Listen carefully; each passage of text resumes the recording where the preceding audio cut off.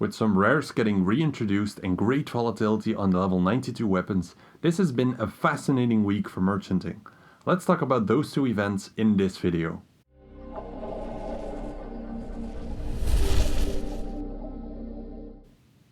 Hey guys, it's Divine from merch.com.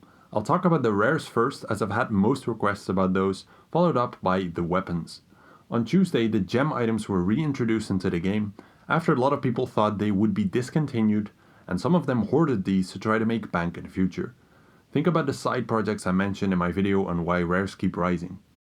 Of course, it's easy for me to lecture you after the event on how stupid it is to risk most of your bank on one item, but that's not what the video is about. That doesn't really create much value for you. It's about what Jagex did here, which was delivering a massive wake-up call to merchants. Jagex never explicitly stated that any of these items would be discontinued. The same goes for a whole bunch of other items. When tongue capes were released, I had some intense arguments with other merchants that were convinced that they would never get reintroduced. Now, of course, this was part wishful thinking and part self-interest, as they held a bunch, but the arguments still stand. My argument about the Mimic boss was that its development likely took too much time to only release it for a short while. I expect it to definitely return in the future, and chances are the capes will be obtainable again alongside new items. Now, as long as Jagex doesn't explicitly state an item is discontinued, they can reintroduce it at any point they want without pissing too many people off. Now, we hadn't seen any older items get reintroduced up until gem items, but this option was always on the table and will continue to be. People just never considered it as a risk factor and copied behavior from other items in the past, as that was the easiest way to go about it. Now, by reintroducing these items, Jagex changed the rules of the game and forced all merchants to start keeping this risk in mind. As a result, we have a more competitive and active market. A lot of people will be much more wary about holding large amounts of non-discontinued rares out of fear Jagex will reintroduce them. This means that the rares will likely be spread out over more investors and change hands more frequently. This is good for the future of these items, because if all of them remain dormant in the hands of a few people that hope to become one of the richest merchants one day, it's basically dead merchanting content, and a lot of people aren't going to take any interest in them. Think about it, would you invest in an item which you think about 5 to 10 people hold the vast majority of the stock of? I would be fine with flipping that, but for investments, I'd look for more interesting alternatives where I'm less at the whim of a handful of other people. Now, I personally think it's the perfect play by Jagex, even though they probably did it out of financial reasons to get people to buy bonds. Keep in mind that Jagex is a business, and when they create items you can get through spins, they have targets for them, just like any other business does. It's very likely that they looked at the volume of the gem items and felt like it didn't hit the sales target they set for the initial release, and thus they reintroduced it. I hope to see a lot more of these reintroductions in the future, as long as they don't do them to actual discontinued items, as that would severely hurt the game. Now, these events only need to be very short, they don't need to release many items into the game, all we need is a gentle nudge to keep merchants on edge.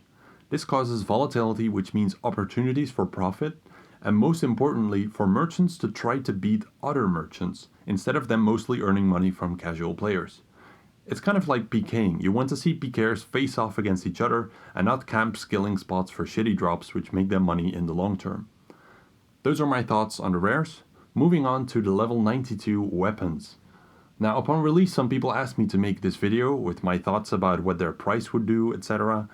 I didn't want to do it because I felt like it would have been really manipulative so early on. Plus, I was really hoping that what we saw happen this week would actually happen, which is making me some nice profit.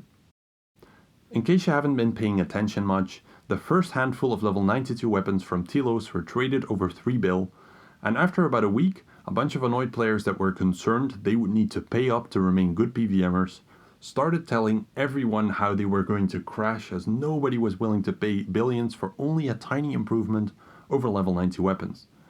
Now, as more people started to learn how to kill the boss, and they got the 3 orb drops that you need to create a full weapon, we got to a point where a bunch of them were released into the market in a short period of time. Now, this was a very young and small street trading market which wasn't prepared for more than a handful of weapons yet, so they plummeted towards max cash and eventually below it at the start of this week. Now, the timing couldn't have been better, because on that same day, Jagex released exact statistics on how many of them were in-game. Only 24 full weapons after 2 weeks.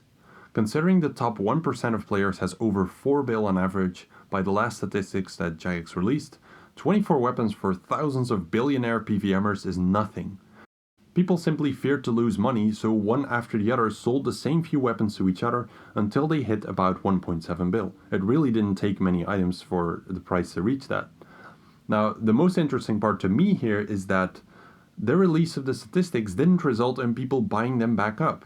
That almost put me off from buying some myself. Like within the first 24 hours, really little actually happened in terms of what people were buying. Now they're back up to max cash because people realized how few of them are in game, and I'm sure the demand side looks a bit different as well around max cash.